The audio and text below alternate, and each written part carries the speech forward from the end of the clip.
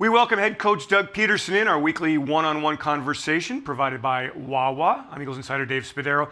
And Doug, before we talk about Washington and the loss and what you do next year, let's talk about the experience of being on the road with no fans. Eagles lose the home field advantage on Sunday against Washington.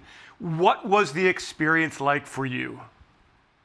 I'll tell you, we pulled up to the hotel, and you're expecting, first of all, you're expecting fans, you're expecting the media there, cameras. There was nothing. And that's a strange feeling when you're so used to having those people there, cheering you on, cheering you when you walk into the hotel. And it was the same way at the stadium when you first walked out onto the field.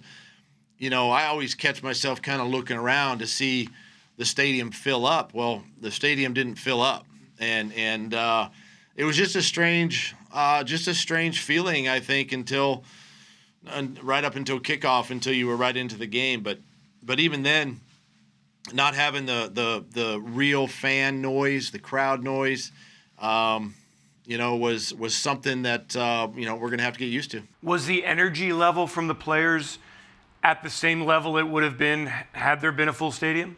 I think so. Our guys were energetic. Pregame was good. I felt the electricity from the players, and the guys I spoke to and talked to during pregame, they were ready, motivated, and they knew going down there that they were going to have to bring their own energy, right? They were going to have to create that energy amongst themselves, and I felt that they did a good job doing that. Watching it on television, you can hear the player talk. I mean, the chatter of the quarterback, all the checks, the verbal cues.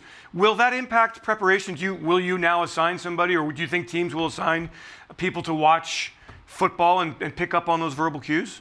That's been going on for years as far as watching TV copies, because with the technology and the microphones and how well they can pick up sound now, everybody's mic'd up, on game day. So. But yeah, I think people are going to pay attention more to the TV copies and try to pick up as much communication cues as they can.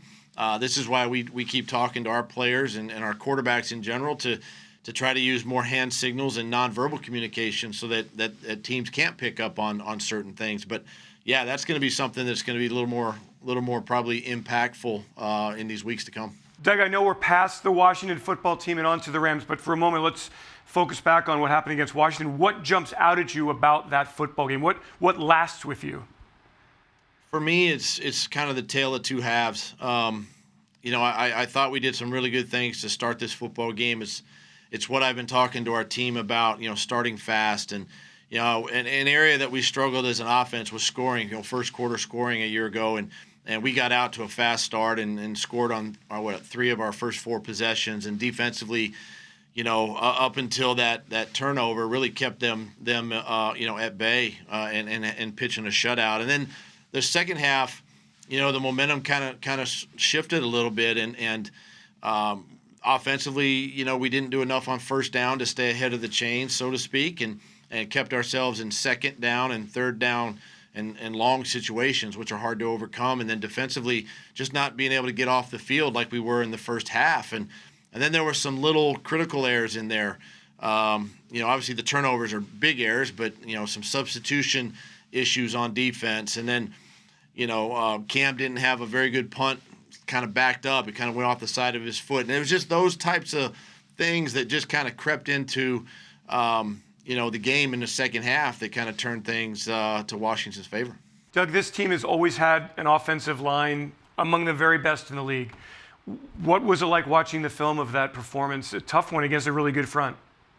It was tough, but at the same time, it was exciting for me because we got a couple of young players that obviously, and Nate Herbig and Jack Driscoll, that got their first starts, and you're talking about going against an all-pro DN in Ryan Kerrigan. Now you got Chase Young over there, Montez Sweat. You got guys that can rush the passer and stop the run. And quite frankly, for the most part, they did a nice job. Was it perfect? No. And there's some room to grow there. But I was encouraged by that. And having JP back over on the left side, where he feels comfortable, he'll just get better and he'll get stronger over there the more reps he gets.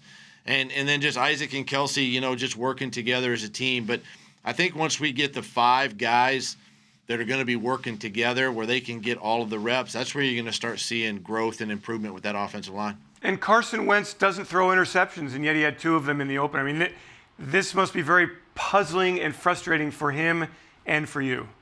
Yeah, he's disappointed that things didn't go, obviously we didn't win the game, but disappointing from the standpoint of turning the ball over, like we did as an offense, and just uncharacteristic. And, look, it's part of, sometimes it's part of the growing pains you go through when you're playing some new faces on offense. And we just got to continue to work each and every week, and making sure that, he and the receivers are on the same page and the running backs are on the same page so that these things don't happen, in the future.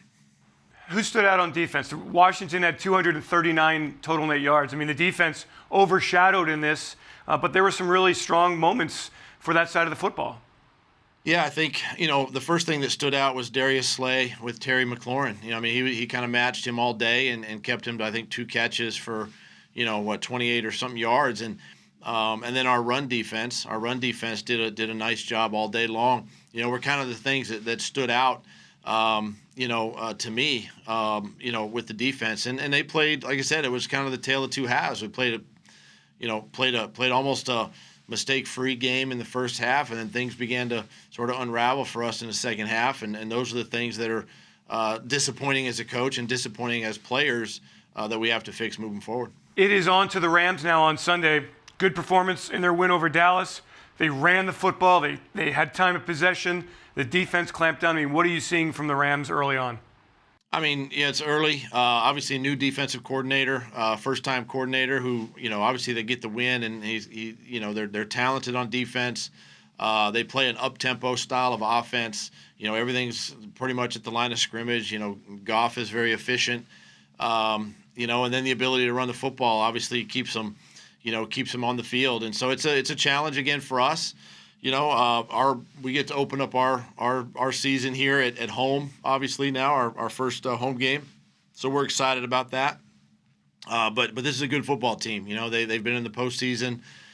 They've been all the way to the Super Bowl. So it's a well-coached team, and it's a team that we got to be prepared for. With no fans, is there a way to replicate home field advantage? Do you have any suggestions, any ideas?